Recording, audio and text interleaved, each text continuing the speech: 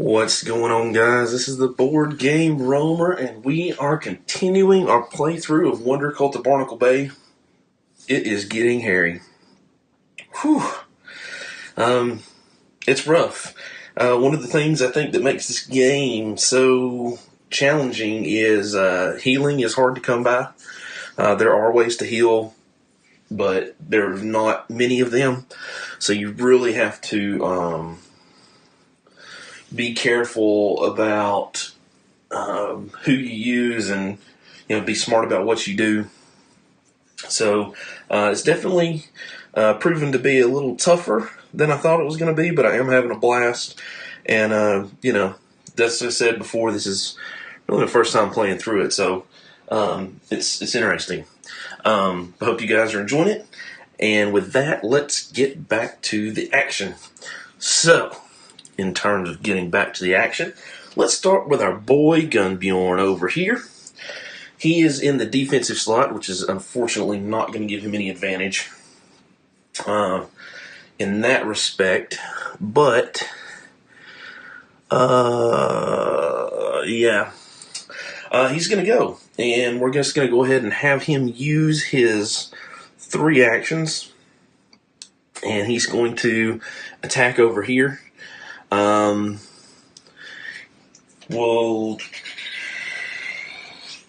Let's try to take out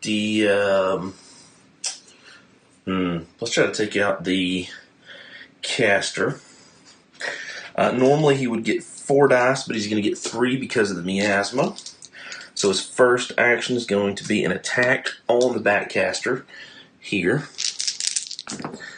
And okay, he does have rerolls, so we have a crit, so we get to roll that. All right. We do get a reroll on attack with his pendant, so we'll reroll one of these misses. Oh wow, and get another miss. Okay, so that's 2 hits.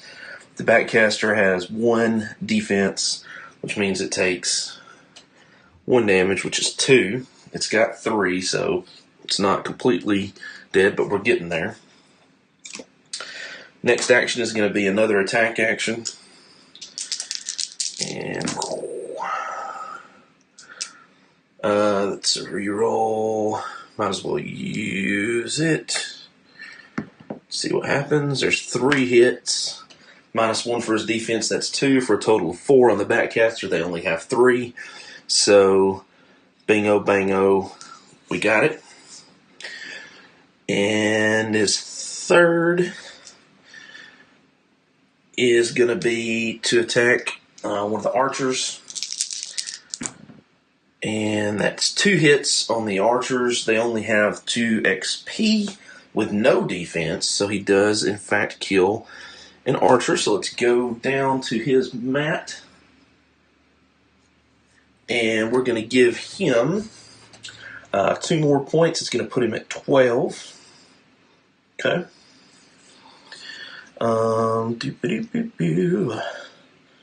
There it is. So he's at 12. Then we'll set these to the side. Alright. And back to the mat. And that was all of his actions. So we're moving to the Brute. Brute, not engaged. So fortunately, that's good for us because he is in the attacked position. Eileen goes. Eileen is going to attack the caster. Excuse me, the caster that's right here. Would normally have 4, but again, similarly, has 3 because of the miasma. Hoping to kill it to get the extra action. So first attack, oh my gosh, that's horrible. So that's would be 1 hit, but the 1 armor. Oh wait, did I just roll 4 dice? I'm sorry, I should have rolled 3 dice. Let's do that again. 2 hits. 1 armor negates 1 of the hits. That is 1 hit, but it already has 2 damage on it, which is a total of 3. So she does actually manage to kill that. This is good. Then we got to decide what we're gonna do.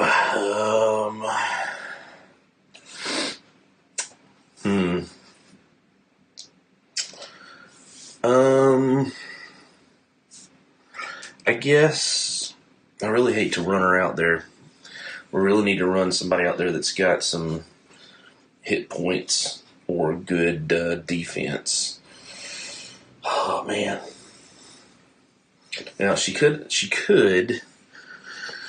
But see, here's the thing. Like, she could flip this over, which would be good, probably, hopefully. But the problem is that then she's going to be targeted potentially by the brute, unless now that's something to consider. She could go here. The brute's turn is already passed, so yeah. But then again, if she dies, because the brute does do 2 damage, let's risk it. That was 1 attack. 3, 4. And then she will move. Let's just go ahead and move. Remember, with flight, she doesn't have the water penalty, so she can move there with her second action. We'll flip this over. Uh-oh. Oh, man, this is not good. This is not good, because that is not enough. Okay, no, never mind. I misspoke. Normally, so the red border is if some of the scenarios will have objectives, and that will be denoted by these darkness tiles that may be shuffled in. But in this case, if there is no objective tile and that tile comes out, then what happens is this is just a normal everyday event. So we're going to draw the top event card. Oh gosh. Please be good. Phoenix Amulet. When your hero one-shot, the Glorious Amulet fills our heroes with a sense of security and calm. 1 shot. When your hero is down, you may discard this item to automatically rally your hero with half HP and negate the loss of 1 round. Oh, okay. Okay, that's cool. So that'll go to Eileen. So basically, we can, if she gets knocked downed, we can not be downed, basically. Okay, that's actually really good for us. Casters go. Now, when she went across here, the casters became engaged. So they don't have any line of sight to anybody specific. So they move towards the closest hero, which is going to be either one of them. Either way, they're going to move up 1. All right. Archers go next. They're going to do the same thing. Okay. So that's boom, boom. So now we got Tank. Tank has 3 actions. Tank's first action is going to be to attack the archer, the one archer that's over here. He's got a 3 damage weapon. So he's going to use his first action to attack. And 3 hits. Has 2 HP, no defense.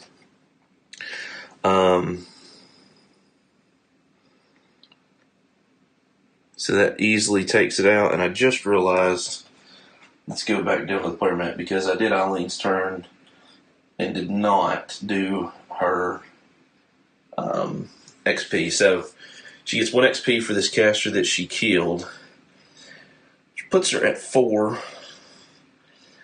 which is good because that gives her the extra action. So when her turn comes around, she'll have an additional action. Awesome. Sorry about that. Okay. So the next two actions are going to be tank moving up with first action, and then the next action is to move there. That's a total of 3 actions. Yeah. All right, so that takes care of him. Bebo goes next. Now, Bebo has 19. So Bebo's going to move here for 1. These are all worth 1 point. So even if I kill all 4 of these, she's at 19. That'll put her at 23. That does not have a tier spawn. So we're actually safe to roll her stuff now. Finally. Okay, so she has 3 dice plus 1, 4 dice. And she's got 3 actions. So her first action was to move. Her second action is going to be to attack the caster with 4 dice, looking for ranged. Boom. Oh, wow. Okay. And that's 2 crits. She doesn't have any rerolls or anything like that, so let's just move these over here. 2 more. Alright, so that's what we have. That won't count. This won't count. So that's a total of 4 damage on the caster. Has 1 armor. That's 3 damage. So 1 caster goes away. For sure. And then she does 2 AoE wounds, which means that both of these archers go away. And we have 1 wound on the existing caster. That was just with that 1 attack action. We're going to do it again against the caster that's left. That's going to be, again, 4 because she's using her spell. Oh, wow. And there's no rerolls or anything like that, so no bueno. Let's go down here to her mat. We forgot to give Tink, I keep saying Tink, it's not too many bones. Tank his XP, so we're going to put him at 7. Doesn't do anything in terms of a threshold. Bebo gets 3. That'll be 19, 20. That'll give her a total of 22.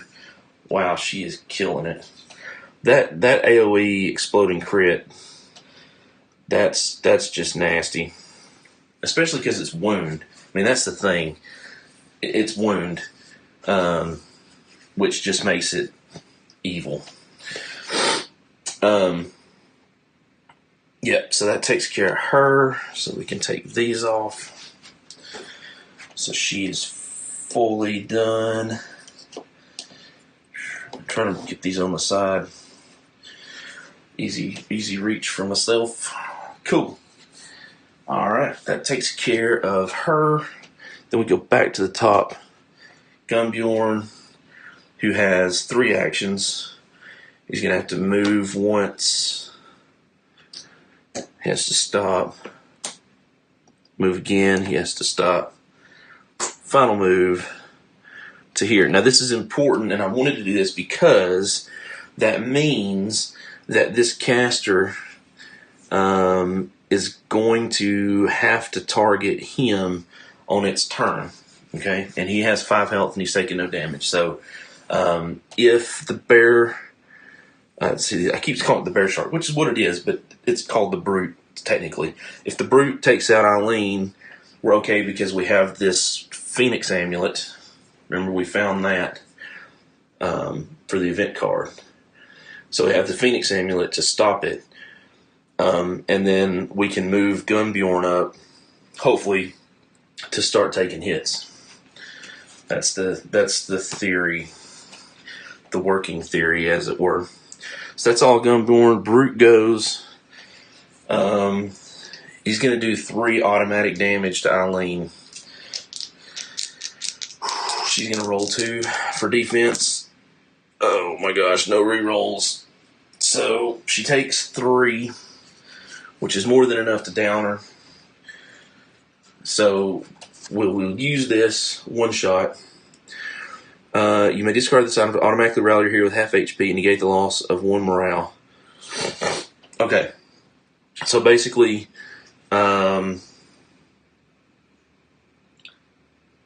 automatically rally your hero with half HP and negate the loss of 1 P. Okay. So that's used. She comes back with 2 damage. So basically, this happened, but immediately we use that card, so it's like it didn't happen. And she's got her half HP, so we're good to go there. Then she goes. She's got 4 attack. She has her 3 actions. First action, attacking the bear shark, obviously. Oh, wow. Where were those defensive rolls just a second ago? With a crit, there's another hit.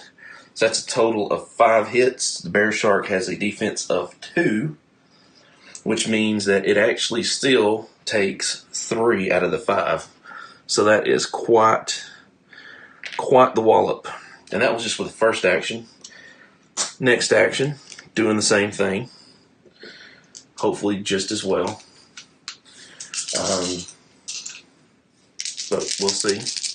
Second action, 2 hits, no rerolls, no damage because the bear shark brute has 2 defense. So we're going to roll one more time with their final action. And same thing again, 2 hits, no damage. No rerolls either, so. So Eileen, the caster goes. The caster has the option of Bebo and Gunbjorn, but Gunbjorn is higher on the initiative track. Therefore, the caster will attack Gunbjorn. That's 1 damage. Gunbjorn has 2 defense. No items, but he does. No items to increase his defense, but he does have a defensive reroll. And there's his roll. He'll use the defensive reroll. Oh, there we go. There it is. Let's just see. Yeah. So he actually does successfully defend the caster's attack. The archers are gone, actually. That should have happened immediately. Keep forgetting to do that. Which means he moves up. And it means that Bebo moves up. Still not 100% better clarified on that. I actually put it in the Facebook post, and whenever initiative cards should be moved, because everything's gone, it's supposed to move off immediately, and you finish that hero's turn. And then so I did not understand whether you went to the next hero or the hero that came back into that slot got to take its turn. I think the hero that would move up, whatever moves up, gets to take their turn so that they're not, messed out of a turn. But it's kind of not clear, in my opinion, still. It was anyway, enough about that. All right, so the caster goes, he went. We go to Tank. Tank's going to go 1 action, 2 actions, I think. Do I want to do that? Yes. Do I want to do that? Or do I want to go 1? So move 2 spaces with an action. There's 2 spaces. Now it costs 1 to get out. And then another one to move. So that's 2. And then do 1 attack on the brute. I mean, he still only has 3, but yeah. Let's do it. We probably should have actually maybe moved Eileen. That's what we made. Yeah, that's maybe what we should have done. Anyway, we'll do an attack on the brute. Oh, wow. Okay. 3 hits and a crit. 4 hits. It has 2 defense. That means it does 2 damage. 2 damage with the other 3 it has is a total of 5. 5 is how many the brute has. The brute is been downed. That is amazing. That is amazing. Yes. Oh my gosh. And oh man, now the question is, was that his second? No, he had to. That was his third action. Was the attack. So let's go to tank. Awesome. He's going to get 2 XP right here. That's going to take him from 7 to 9. It's going to put him in the 3rd tier. So he can either choose hold the line while at the top of the news track. He gains an additional defense, which will give him a total of 2, 3, 4, and if he's at the top, actually 5. Or Golden Grip, 2-handed items. Can ready 2-handed items in one hand. This is almost over, so we'll just pick Golden Grip. I don't think it's going to matter.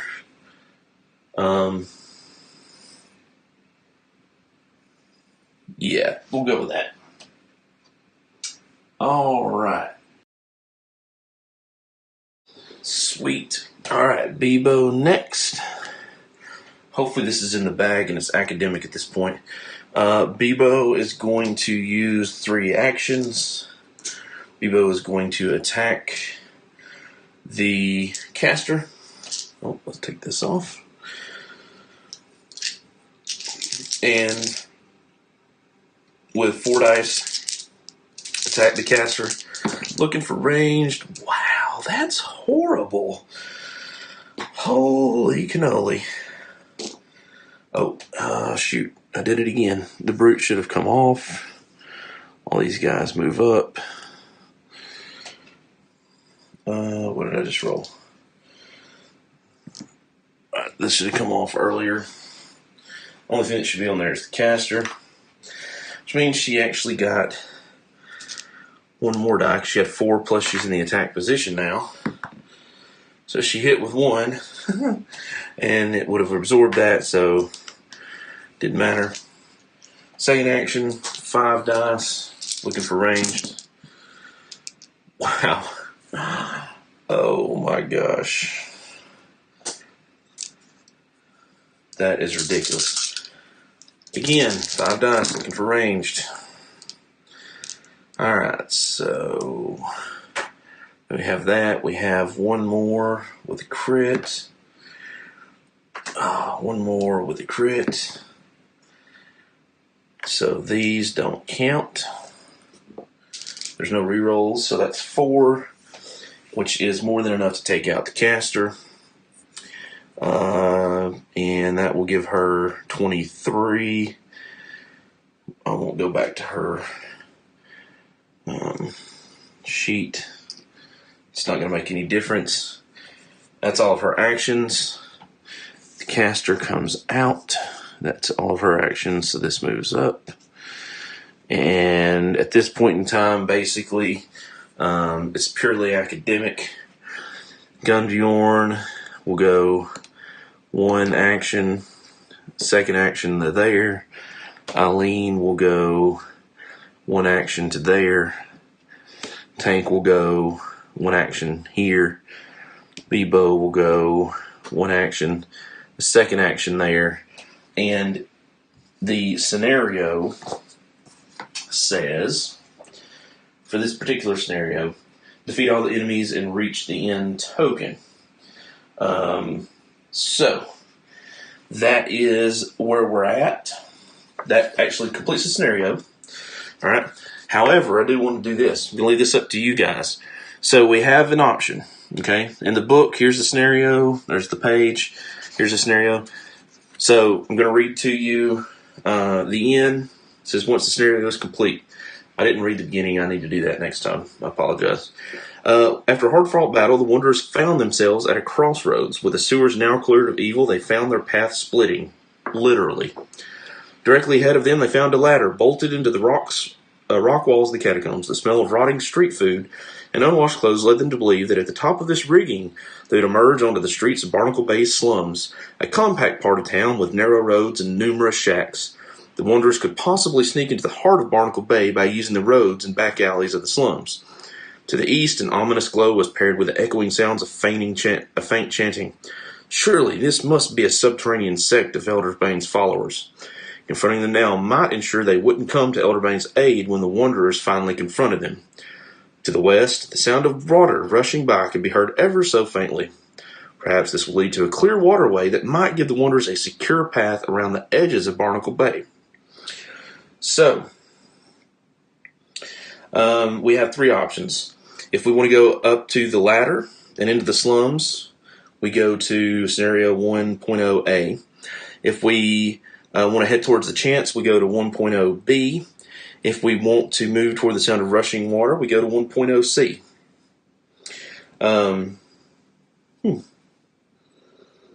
So there's a little note in here. It's kind of thematic, but it kind of tells you how this works. It says, an important note about the structure of the tale and nature of truth. At this point, I feel it only prudent to comment on the nature of truth. You see, the truth is a slippery thing. As time passes, the resoluteness of fact often fades into memory.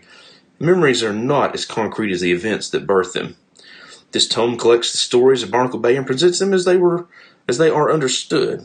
This is to say, even with all the diligent work done to collect a clear narrative of what happened to this group of wanderers, occasionally the tale branches. So, within the following pages, you will find all possible explanations as to how the wanderers won back the town of Barnacle Bay and released its townsfolk from the curse of Elderbane.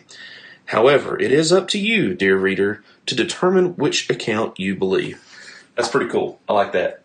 So basically, you guys have to choose, do we head towards the slums, do we head towards the chanting, or do we try to go towards the water? So let me know in the comments below which option you want to pick, which one you want to see, and whichever one of those has the most votes will be the one that we do next. So yeah, there we go. Thank you guys for watching. Thank you guys for subscribing. And I'm looking forward to the next playthrough. Got some other stuff that we'll probably do between now and then, but it's going to be a lot of fun. And I don't really want to change the heroes unless you guys just really, really want that to happen. So if you do want that, let me know who you would like to see, and I'll entertain that idea. Other than that, I think that's everything. Again, vote in the comments as to which direction you want to head. And that is where we shall proceed. Thank you guys for watching. Thank you guys for subscribing, hanging out with me at the table. I am the Board Game Roamer, and I will see you, ladies and gentlemen, in the next adventure. Bye, guys.